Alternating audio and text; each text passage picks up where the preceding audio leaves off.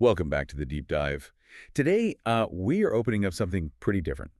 A really remarkable, and I have to say, intensely provocative set of documents. Yeah, we're not talking your usual market reports here. Not at all. Mhm. We're diving into this framework called the LoopSpeak Fear Series. It's authored by Devin McClarty, and it's labeled as proprietary material from D Investment Enterprise, LLC. Right. And it's a deep dive into what the authors are calling the sort of fundamental operating system of modern economic anxiety. It's heavy stuff. It really is. It's challenging material. Yeah. They're basically arguing that the systems, financial, political, they don't just manage crises, they actually architect them. They engineer them. That's the claim. So our mission today is to try to decode this premise. We're looking at a system supposedly designed to, well, harvest your anxiety. Hmm. And the core statement, the mission statement of this whole analysis, it's pretty direct, chillingly so. What is it? They sell fear so you'll buy control. That's the line. Wow.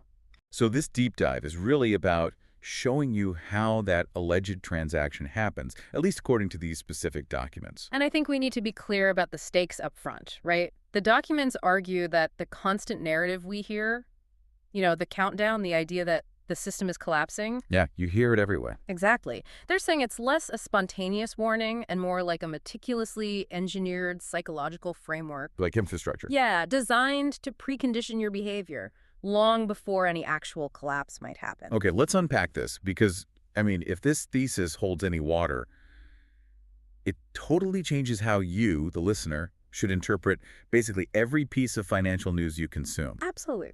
The framework suggests the system doesn't actually need to fail to win. It just needs to make sure you believe failure is, imminent or inevitable. But belief is the key. That's the whole shift they're pointing to. The crisis stops being about, say, balance sheets. Right, solvable problems. And it becomes a problem of consciousness, of public psychology. It's not about debt figures anymore. It's about manufacturing a state of mind. So let's jump into the first really core paradox the source talks about, because this is where our usual assumptions about how people react in a crisis get flipped, totally upside down. Okay. Like, imagine an economic system teetering, right?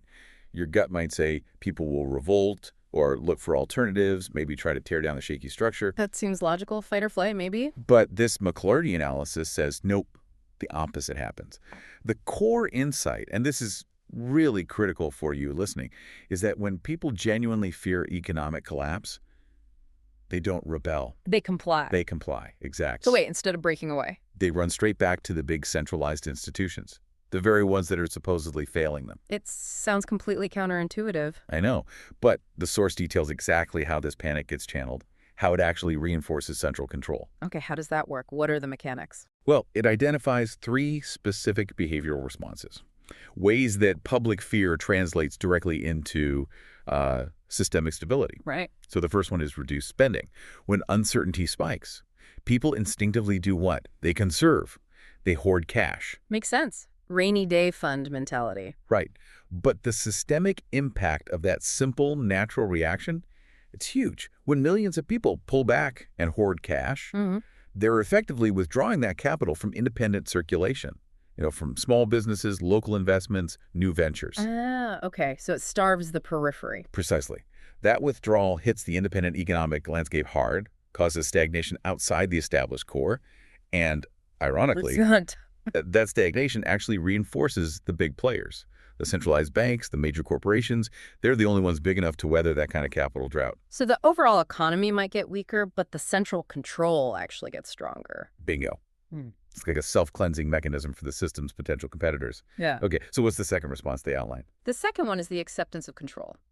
Basically, fear softens people up. It dissolves resistance to tighter controls. How so? Well, citizens become much more receptive to increased regulation, more intrusive measures. They start seeing these things not as infringements, but as necessary shields, protection against the chaos they fear. Okay, this is where you see government stepping in, right? Yeah. Under the banner of stability or security. Exactly. And the source argues people willingly trade submission for that perceived security. So things like maybe relaxed privacy laws or more financial surveillance, or just nodding along with massive institutional bailouts. Yeah. You surrender autonomy bit by bit, hoping for stability in return. Okay, and the third response. You said it makes the whole machine efficient. Right. This is psychological surrender. The analysis claims that the belief of collapse, just the idea itself, Hmm. is powerful enough to condition behavior. It doesn't matter as much what the actual financial reality is. Wow. The system doesn't have to actually bankrupt you financially if it can bankrupt you psychologically first. Here's where it gets really interesting. Because the source basically argues the whole game has changed. The battleground isn't what we think it is. What do they say? They predict, and this is a direct quote again, the next crisis won't be financial, it'll be psychological. Okay, that's a bold claim. It is. And this efficiency means the conditioning is constant.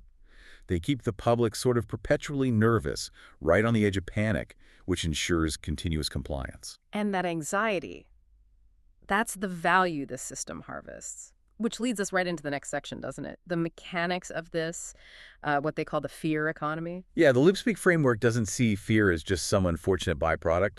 It's a resource, a carefully managed one. And what a resource. The source calls fear the cheapest currency in circulation. Think about that for a second. Unlike actual money, which needs backing, debt, effort, anxiety, you can print that infinitely just with narratives. Right. Zero cost to generate potentially huge behavioral returns. So what's fascinating here, as you pointed out, is how the source maps out the roles, like who does what in this anxiety market. Yeah, it's laid out like a business model, a functional supply chain for harvesting fear. Okay, let's break down that chain based on their roles. First up, governments, their job. They print it. They're the primary producers of fear. How do they print it? Often by creating or just highlighting massive problems, debt crises, political gridlock, external threats, stuff that seems to demand big, centralized emergency action. Got it. So they create the raw material. Then you need distribution, right? That's the media. Exactly. The media markets it. They are the high-volume distributors. Their job isn't really nuance, it's saturation. Just get the message out everywhere. Yeah. Make sure that feeling of doom, uncertainty, threat, it lands consistently, ubiquitously, in every home. Okay, governments print it, media markets it. Who benefits? The corporations. They sell the antidote. They're the ultimate beneficiaries. And the antidote could be anything, right? Actual products, insurance, maybe just the psychological comfort of sticking with a huge, established brand. Or financial products promising stability, security solutions, anything that offers relief from the marketed fear, they provide the safe harbor in exchange for your capital and your compliance. So the core transaction, the engine of this whole economy, the documents put it so starkly. What's the line? Your fear is the product. Your obedience is the return. Oh, that's blunt. It is. So every time you react to some scary headline by, say, moving your money into what feels like a safer structure or accepting a new regulation without question. You're completing the transaction, you're paying with obedience, essentially. And this whole fear is currency thing, it feeds directly into the next piece, right? Section 3, this systemic dependency loop. They call it the loop connection. Right. And this is, according to the source, the real genius of the system. How the crisis narratives don't break it, they actually strengthen the status quo. How does that work? The loop connection.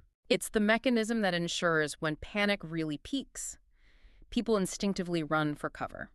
But where do they run? Not to something new or radical. No. They run straight to the most established, often the most opaque, the most centralized players. Banks, government structures. These entities position themselves as the only viable lifeboats in the storm they might have helped create or hype up. But wait, if the government and the big banks are often the ones shouting about the system failing, why on earth would we trust them as the safe haven? It seems illogical. Because they've cultivated the perception of scale, of necessity. When everything else looks fragile or uncertain, the institution that seems too big to fail, Oh, right. even if it's part of the problem, it just automatically looks like the only source of stability left. It's like a psychological funnel. It draws in capital, draws in power, right back to the center. So that's the control mechanism in action, create a crisis narrative, which then halts that independent movement of capital we talked about, the hoarding, the reduced spending outside the core. And funnels everything back into controlled, centralized channels. Economic autonomy gets surrendered. Yeah. Power stays concentrated. The system is literally fortified by the crisis talk. And we should probably pause here and just acknowledge this sort of meta-level thing happening with the source itself. What do you mean? This whole framework, LoopSpeak, it's presented as meticulously protected intellectual property. De-investment enterprise owns it. The financial engine manages it. Right. It's packaged as a valuable asset itself. Exactly. So the source is critiquing these big entities that sell the antidote to fear, Yeah. while it's simultaneously marketing its own solution, which is what? High-level knowledge, understanding the So mechanics. they're selling an antidote too, in a way. The antidote of understanding. Precisely. They position this knowledge, this framework, as the superior antidote. They're basically selling you the key to decode the fear that everyone else is selling. It's a really complex, self-aware positioning. It shows they really understand the information game they're describing, doesn't it? Completely. They get that in a system where fear is the main currency, the ability to see the game, to identify the players, the printer, the marketer, the seller of the cure. That critical understanding becomes the highest counter currency you can have. Okay. Which brings us nicely to the final section. Hmm. The antidote proposed by this LoopSpeak analysis. Hmm. If the problem is fundamentally psychological, like they claim, Then the solution can't just be financial, right? Or purely political. It has to operate on that same level. so it's not about storming the gates. No. The core message seems to be shifting focus from reacting externally to empowering yourself internally. The key to breaking the loop isn't rebellion in the streets, it's, well, intellectual understanding. Knowledge is power, basically. That's the value proposition, yeah. It's centered entirely on knowledge, and their main promotional message is incredibly direct about it. What's the line? When you understand the system, fear stops working. Simple as that. That's the pitch. Knowledge is framed as the ultimate defense, the necessary shield against this whole cycle of psychological manipulation. So the argument is, once you recognize the pattern, you see who's producing the fear, who's marketing it, what the transaction is. The manufactured fear loses its grip. It loses its power to command your obedience. You shift from being just a reactive consumer of the anxiety. To being like a detached analyst, someone looking at the architecture of the system itself. Exactly. So what does this all mean? For you, the listener, trying to navigate this world filled with, let's be honest, constant economic uncertainty and scary headlines. Well, the McClarty documents, they argue you need a fundamental shift in focus. Meaning, maybe stop obsessively tracking every little financial metric or political squabble for a moment. Okay. And start rigorously tracking the narrative. Track the fear itself. Ask different questions. Critical questions like, Right. who is pushing the loudest collapse narrative right now?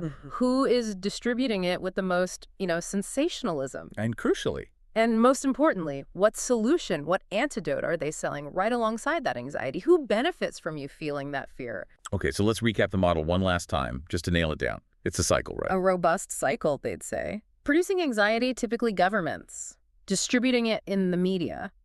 And selling the perceived relief corporation. Out to harvest. Public obedience. That's the return on investment for the fear. And this analysis asserts pretty forcefully that the system only needs you to believe it might fail. That belief is enough to influence your behavior perfectly. Which leads to the final thought, the provocative question we want to leave you with based on this framework. Go ahead. How many times, just maybe in the last month, have you come across a story, a headline, some kind of warning that was clearly designed to make you feel insecure, to trigger a sense of impending danger about your future, your finances, your safety? Okay.